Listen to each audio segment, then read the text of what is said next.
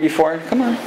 Your sister, your brother, your wife. You might want to do that. But you look into somebody's diary and you kind of pick up some of their personal... This is their honest moments, right? These are just ink on paper, honest moments. They're not really sharing this with anybody else. And they're just being honest before themselves and God off it.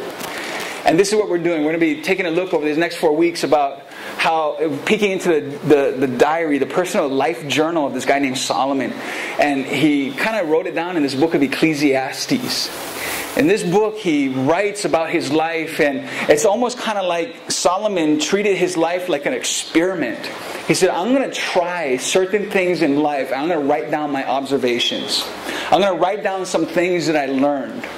And I think that this book is here in the Bible because we can open it up and we can peek into his private writings and we begin to kind of discern and try to glean and say, hey, there's some things, there's some wisdom, there's some mistakes that I can learn from that maybe I don't necessarily have to go through myself, but I can observe from his life and that I can apply to my life. And remember what we said is that wisdom for life is gained from learning from other people's mistakes.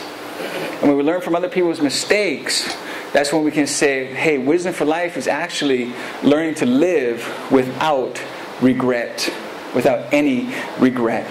And so Solomon writes and he begins to kind of take us on this journey of his life, and we're going to follow his journey, like I said, in these next 4 weeks. And every Sunday for the month of May, we're going to be looking at one mistake that Solomon made.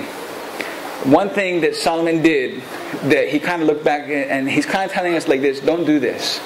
Don't do what I did. Learn from what I did. This is wisdom for life. And we're going to take one mistake for every first Sunday, every Sunday of the month. And the mistake number one there is, and you can write this down in your program, it should be up on screen, is the mistake is looking for meaning in all the wrong places. Solomon is writing and he's telling us that, look, I try to look for meaning for my life in the things that I do, in the wisdom that I gain, in the pleasure that I experienced, in the things that I built, my legacy and my accomplishments. And he concludes this. He says that it's meaningless. Everything is meaningless.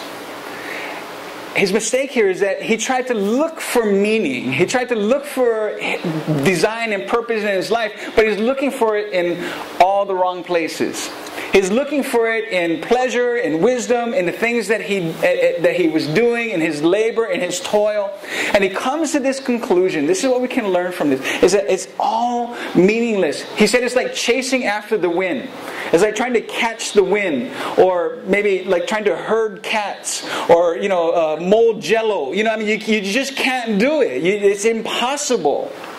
And he's saying that this is meaningless. It's like chasing after the wind. That word meaningless, some translations say it's all vanity, it's all vain. You know what that means? It means that it's all empty. It's all hollow. There's no substance to it. And he's saying that, look, if you look for meaning in all these wrong places, whether it be in what you do, in your job, in pleasure, in wisdom, all of these areas, guess what? At the end, the conclusion will be the same for you as it was for me. So learn from this now. Learn from me now. Learn from my mistake. Is that it's empty. It's totally empty. It's vanity. If you try to attach your meaning to your job, it's vanity. It's meaningless. But see, don't we do that though? When we go to a party or we meet somebody new, hey, what do you do? Right? We want to know what they do, because what they do often in our minds will define somebody. It helps us kind of define, put them in a category. Oh, I'm a doctor. Oh, so they fall into this kind of category. We start to calculate maybe how much they make, right? Or I'm this. Then, okay, well, it falls into this category, and this is how little they make. And so we start to categorize, and we attach meaning so much to what we do. In Hawaii, we attach so much meaning to which high school we went to, right? Yeah. Right? I mean, that's after what do you do? It's like, what school did you go to? I mean, that's just the automatic here. It's like, what high school did you go to? And we attach so much meaning to what high school that I went to, that you went to. And so, just recently, somebody asked me that question. This is normal. And so I went to Lani, and that's not a bragging point for me. But he goes, I went to Lani, and this is what he did. He goes, oh, sorry, yeah. I mean, he just reacted. Oh, it's just like, what? I mean, his reaction was like, oh, wow, okay, so, okay, I don't like touch you, but I don't like get you dirty. I was like, what is that? I mean, that was his reaction to what high school, because he's attaching meaning to what high school I went to. When I was living in LA, LA is a trippy city, and your zip code matters in LA. Your zip code, Beverly Hills 90210, right? You guys know that? I mean, that's a zip code. That matters. And so, Julie and I were living in one part of the barrio in Los Angeles County, the ghetto, and we were moving from one part of the barrio to the other part of the barrio, and so we were working with this real estate agent, and the agent was saying, well, why don't you guys move to this area? It's nice, and we knew the area, and yeah, it was nice, but we said, no, we want to stay in this area. And she could not fathom why this young couple with the brand new baby wants to stay in the barrio.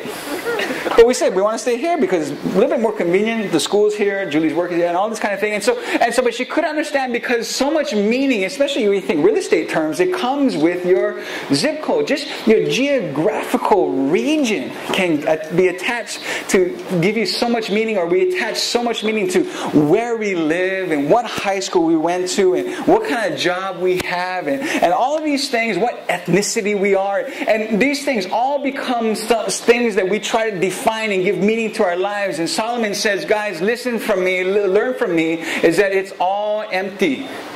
It's really meaningless. It really doesn't matter. And the mistake is that we look for meaning in all the wrong places. And it's meaningless. The second thing there is that meaning is not found in what you do. It's not found in what you do. In his journal, in Ecclesiastes chapter 1, verse 3, he says, what does a man gain from all his labor? What does he gain from all his labor? Later on in that chapter, he writes that, man, I observe these people who work so hard and they accumulate so much only to give it away at the end of their lives, that it doesn't go anywhere. It doesn't mean a thing.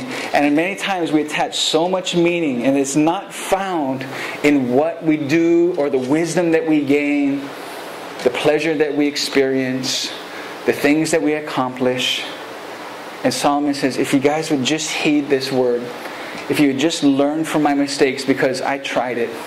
Solomon was known as the wisest man that has ever lived. God gave him supernatural wisdom. Supernatural wisdom. He could have asked for anything when God came to him. When Solomon was just becoming king over Israel, he said, what do you want, Solomon? Solomon, he could have asked for riches, power, and fame, but he asked for wisdom. And God gave it to him in boatloads. The wisest man that ever lived.